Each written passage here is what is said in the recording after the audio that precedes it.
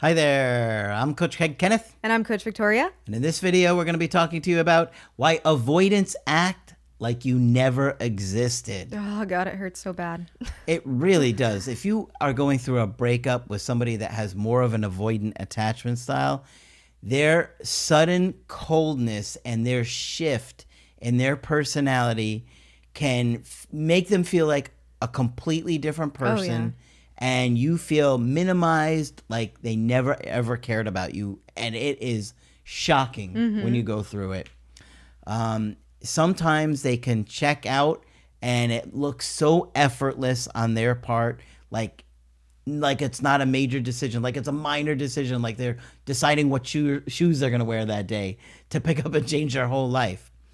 But in this video, we're going to talk about that, and we're going to talk about some of the hidden reasons that they do things like this and understanding that avoidant mindset and why they do these behaviors, which can be devastating for you. And this is so painful on so many levels because it's somebody that you are so close to, and it almost feels like they had amnesia or something. You know, it's, hey, it's your partner, you know me, we went through all of these experiences together, we were vulnerable on this really deep level together, and now, you know, you're acting like we're strangers. So this can be a really different kind of betrayal and hurt on a different level, you know, where they're unrecognizable to you in that way. I love the Billie Eilish song that talks about that, Chihiro. Oh, yeah, sing it for us. I don't want to ruin it. People are going to be screaming. What does she talk about in the song? Well, she sings like, I don't know you at all. And it's like how she doesn't recognize you because it's like he's acting like a different person. Yeah. Right? And then she's like, open up the door. Would you open up the door? Okay, yeah. Meaning open like, up the door. Yeah, I know. Yes. Yeah. It's like, open up to me. Show me who you are. Show me that version of you that I knew. I don't, and she says, I don't know you at all. Right? It's like, wow, it's such a great song. It's one of my favorite songs off that album.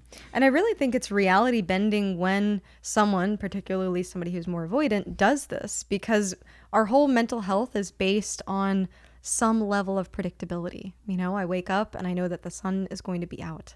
I wake up, I have an idea of what day of the week it is most of the time. But when our partner, this person that we knew so closely, is now like very different in the matter of a day, sometimes in the matter of hours, it can really hurt our idea of reality. It bends our reality, and it can be really painful in that way. The biggest thing to understand about this, to help you not take this as personal, if possible, is thinking about this is really their defense mechanism. Their coldness is a shield. There was something that Margaret said that I really loved when she put it in perspective, but she would say they are cold and mean because they have to be. They have to be in order to make that decision. And that might not make a lot of sense, especially if you're more on the anxious side of things, because you might be more on the people pleaser side of not wanting to hurt someone's feelings or wanting somebody to feel included, or the person that you love. You know, if there was a big decision you had to make, you would want to, you know, make it easier for them. But for the avoidant, they feel like they have to do that. And so that's something really important to understand. It's a defense mechanism. Yep. They tend to shut down because those intense emotions feel dangerous. They didn't grow up in a setting where emotions were welcome or comfortable, were talked about. Most avoidants, in fact, a lot of people view emotions as like good or bad, like anger, sadness, fear, bad emotions, happy, joyful, humorous, good emotions, right? So we tend to like label those things and decide, okay, well, what's allowable here? And because making a decision to end a breakup is not typically a pleasant thing, they kind of categorize it as, well, this is bad. I need to distance. I need to act a certain way around these emotions. Yeah.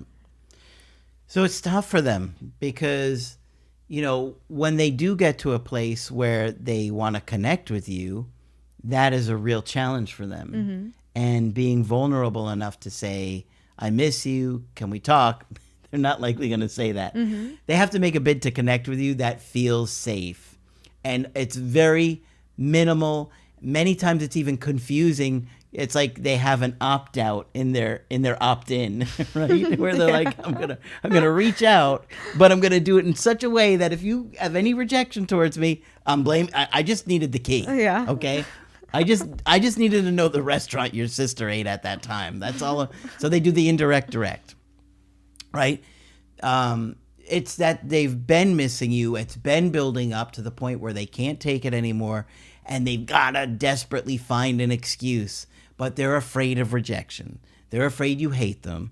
They are afraid you've moved on, and so they're very disguised in their approach. Yeah.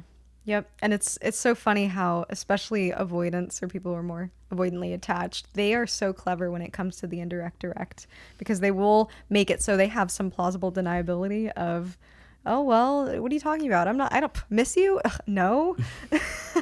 Yeah, really. I just really needed to know what kind of cereal we had that one morning 3 years ago. Yeah. And they're so good that a lot of times I'll have to sit there and really decipher it with you guys on the call. Yeah. I'll be like, this is a really tough one. They're really good at disguising them. Yeah. Yeah. I think they'd rather die than to say, I miss you. I would like to see you. Yeah. Yeah. And another thing that is common is that those who are more avoidantly attached, they tend to almost rewrite the narrative in their mind. And this is also another protective mechanism. It's almost like, well, if they can fixate on those negative things or the things that they didn't like or the flaws, then it makes it easier for them to detach. And they have this idea in their head that they have to detach to keep themselves safe. And so sometimes avoidants will focus on those minor flaws. Some of their reasons for the breakups can be things that you would, never really think twice about. Oh, I've heard some of the most ridiculous things. I've heard some very bizarre things. I don't too, let you wear shoes that are too wide. They're too fat. I've heard it.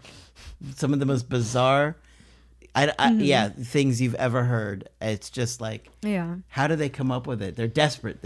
They're so desperate that you were such a good partner to them that they're that desperate that they've got to come up with an excuse like that.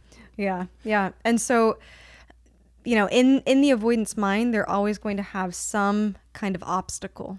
And that's, a part of it is if there is no obstacle, then we can get really close and really vulnerable, and that feels scary. So, of course, this is not always across the board, and we really encourage you to do self-reflection, because sometimes there's layers to the reasons somebody breaks up with you, and sometimes there are things we miss, but a lot of times that kind of nitpicking where the reasons are just kind of like, what? Yeah. We're breaking up over that? Oh, here's another bizarre one. Like, I've seen people get broken up with over their age. Or the age gap, even though they were together for like years. Oh. Like, what the age gap is. Yeah. And now all of a sudden the age gap is the problem.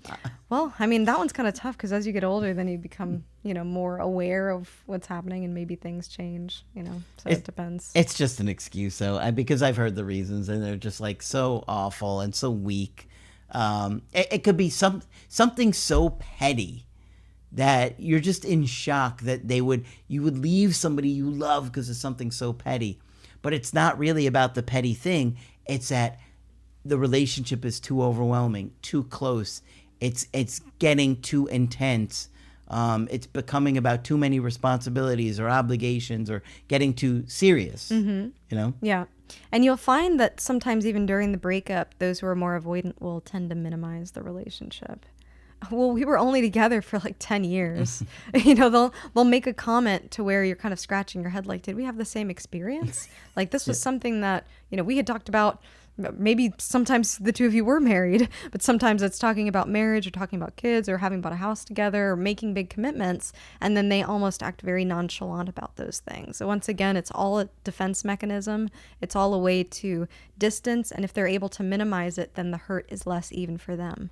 So sometimes we can feel really hurt because we want, especially in a relationship, we want our experience to be validated. I love you, you love me. We're a big, happy family. Isn't that like a Barney line? Yeah, I think so. But we want our love to be validated because we feel like we're in it and it's real when our partner is able to reciprocate that back to us. But, when somebody is dealing with attachment issues and what they're mirroring back to us is a lot of minimization, is a lot of, oh, that wasn't really a big deal, who really cares, then that can feel so hurtful.